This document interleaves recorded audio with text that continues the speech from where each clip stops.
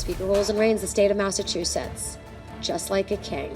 Senate President rules and reigns over Massachusetts, just like a queen. State Auditor Diana DiZoglio is fighting for transparency on Beacon Hill. The feedback has been mixed. She has no idea what happens in the Senate. I support the audit. I voted for the audit. It should happen. Now, the Methuen Democrat wants a second term. And if you ask the former state senator and representative, there is still work to do. This is not just about an audit anymore. This behavior is permeating state government. This morning, DiZoglio goes on the record about the legislative audit, public records push, and her re-election bid. From WCVB Channel 5, the inside word from Beacon Hill to Capitol Hill. Today's newsmakers are going on the record. Good morning, everyone. It's Sunday, February 22nd. Welcome to OTR. I'm Ed Harding. I'm Charmin Sacchetti, and joining us at the table is State Auditor Diana DiZoglio. Thanks so much for being here. Thanks so much for having me. Good morning. Good morning. So let's start with the voter-approved legislative audit. House Speaker Ron Mariano, he says this is a separation of powers issue. The Senate President agrees. She also says the Senate already conducts annual independent audits by non-political public accountants, posts financial details, and publishes votes online. What specifically are you looking for in an audit of the legislature? We're just looking to follow the law that 72% of the voters in the state voted for in the last election cycle. They mandated that my office conduct an audit of the state legislature. We conduct audits of all these other state entities. They wanted to make sure their legislature was subject to the same outside scrutiny as well. Respectfully to Mr. Speaker and Madam President, who I used to serve with in the state legislature, I would remind them that the legislature conducts post-audit and oversight hearings of executive branch agencies. In fact, they are conducting audit and oversight hearings right now of the Department of Transportation. We know about some of the contracts that have been under scrutiny recently, and those things have been very public. They wanted to provide some oversight. What are you looking for specifically to know? Well, we've been clear, and I just want to finish my train of thought with that, Charmin, and then I will answer your question.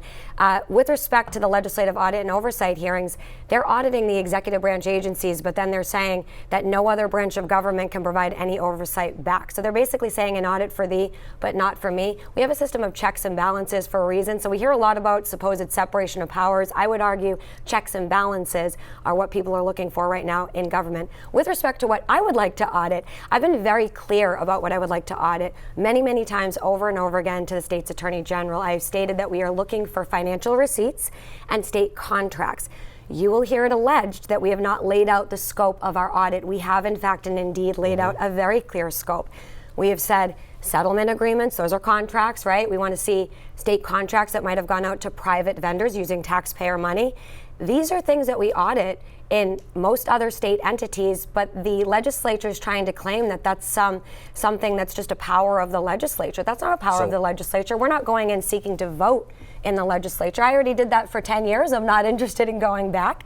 We just want to be able to read and review how they're spending our tax dollars right now. That's the scope of this audit, and tell the taxpayers. So let's just drill down a bit. You're now filing a lawsuit with the state's highest court over the audit. The Attorney General, Andrea Campbell's office, has filed a motion to strike that lawsuit. So it's a back and forth legal battle, stating that you do not have the authority under current law to bring a suit. Do you really have the authority? Do you think you have the authority to do this? So the law is actually clear. I agree with the Attorney General that the law is clear that the Attorney General is supposed to be the one who approves lawsuits by state agencies.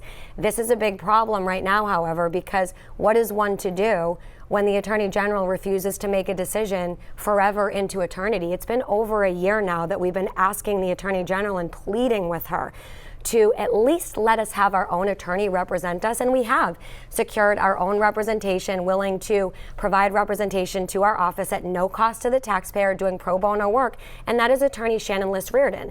She's offered to represent our case. She thinks we have a good case. She thinks this audit law should be fulfilled and should be done, but you know, unfortunately, the AG is opposing. She's a campaign donor of yours. Why ask her? Why not have someone completely independent? Yeah, we actually have brought multiple. And she also ran against Attorney General Andrea Campbell. We've also gone to Attorney General Campbell's office with multiple other attorneys, but the Attorney General won't let any of them represent us. So this is actually a last-ditch effort, and we're trying to get representation at no cost to the taxpayer. So, you know, we have to go with who's provided to us. And Attorney General Campbell could at any point say that she wants to go ago with a previous attorney that we presented to her. We presented her with multiple options. But the fact of the matter is, Charmin, she doesn't want us to have any representation or any access to court. This is a blatant attempt to block our access to court so that this audit never gets conducted. And I've already said, Ed, that the Attorney General has gotten a 12% increase to her budget, and she is the one who is not enforcing this law right now. It's her responsibility to enforce this law. I can't think of a better example of a quid pro quo than a 12% budget increase while you're blocking a voter-approved mandate to audit the legislature. It's unacceptable. What legal grounds do you want to walk through the door? So we're basically using the legal grounds that we looked at with Iowa's state auditor, Rob Sand. So Rob Sand, the state auditor for Iowa, went to his high court and said, look, his attorney general was not allowing him to access the court. He understood that he had to follow the same laws we do. But he was saying, look, if the attorney general is not going to allow me access to the court, that's obstruction. And we simply want our day in court to be able to make our case. We have a right to an impartial hearing. That's the same thing that we're saying here. We're saying, look, Attorney General Campbell, you clearly don't want to represent the people or our office in this case. So all we're saying is, please just step aside and just let us get access to the justice system so that justice can be served to the taxpayers of this Commonwealth and they can get the audit they voted for. We've seen a lot of Republicans rally behind this push to audit the legislature. One of them, who's running for governor, Mike Minogue, offered to cover your legal bills in this. Why not take him up on his offer? We actually did try to take him up on his offer. We were very grateful that attorney George Vienne, a very renowned attorney in Massachusetts, had offered to take this case. But unfortunately, just with the back and forth with the AG's office continuing to state that they didn't like the fact that an outside entity was paying for this, even though we cleared it through the Ethics Commission, with the AG starting to focus on that payment rather than on the underlying case, which was the most important thing, we did decide to just say, look, we have another attorney, Shannon Liss-Riordan, who's offering to represent us without accepting payments and without charging our office, and that seems like the cleaner path forward to get to court. Governor Healey has said she supports the audit, that she voted for it. Do you think she's been vocal enough? I've asked the governor to come out more strongly on this, and I do appreciate that the governor did say that she voted for this. I did have a conversation with her, I think over a year ago at this point now, where I did repeatedly ask for her to come out more strongly, to call on the Attorney General to enforce this law, knowing that she herself used to be the Attorney General and she knows the law. But unfortunately, we didn't see that strong support that we were hoping for.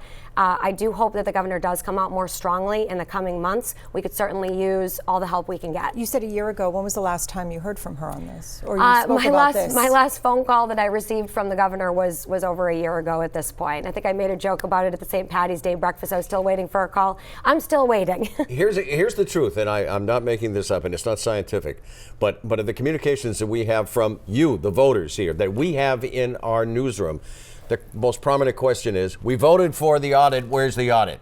That's the most prominent question we get. That's the question that I get too, Ed, and people are very upset about this. They're very angry about this. Look, I myself, I'm not really personally upset with the legislators that I know, who I know are working hard on other issues for their communities. I am disappointed. I think that this was an opportunity for us, especially as Democratic leaders in this state, to lead on transparency. I am the youngest serving Democratic constitutional officer in the state of Massachusetts. Our party very much supports transparency, accountability, and accessibility. But right now we have a handful of leaders up on Beacon Hill who are not just standing on the wayside with this, but are adamantly opposing this.